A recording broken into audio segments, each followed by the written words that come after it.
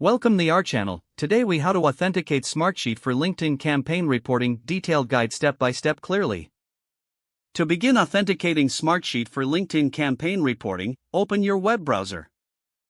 Navigate to the Smartsheet website and log into your account. Once you are logged in, locate the workspace where you want to set up the LinkedIn campaign reporting. Create a new sheet by selecting the Create button and then Grid Sheet. In the new sheet, label the columns to represent the data points you wish to track.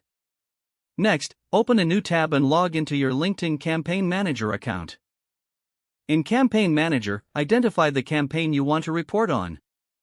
Click on the Reports tab within Campaign Manager to access your campaign metrics. Return to the Smartsheet tab to start the process of connecting to LinkedIn.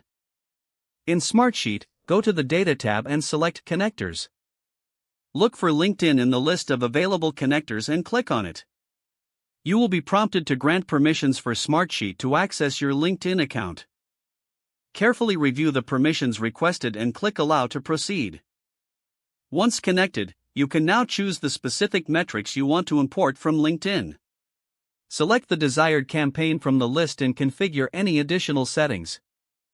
After configuring, click Import to begin pulling in the data. Review the data imported into your Smartsheet to ensure it reflects the LinkedIn campaign metrics correctly. You may want to set up automatic updates to keep your data current. To do this, navigate back to the Data tab and find the Refresh settings. Set the preferred frequency for automatic updates and save your settings. You have now completed the authentication process for Smartsheet LinkedIn campaign reporting. Your metrics will update based on the settings you have configured. Make sure to periodically check and adjust your reports as needed.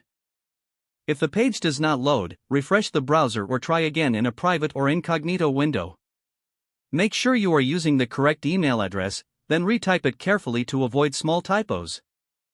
If your password is not accepted, use the Reset option and check your spam folder for verification or security emails, then complete any requested confirmation steps.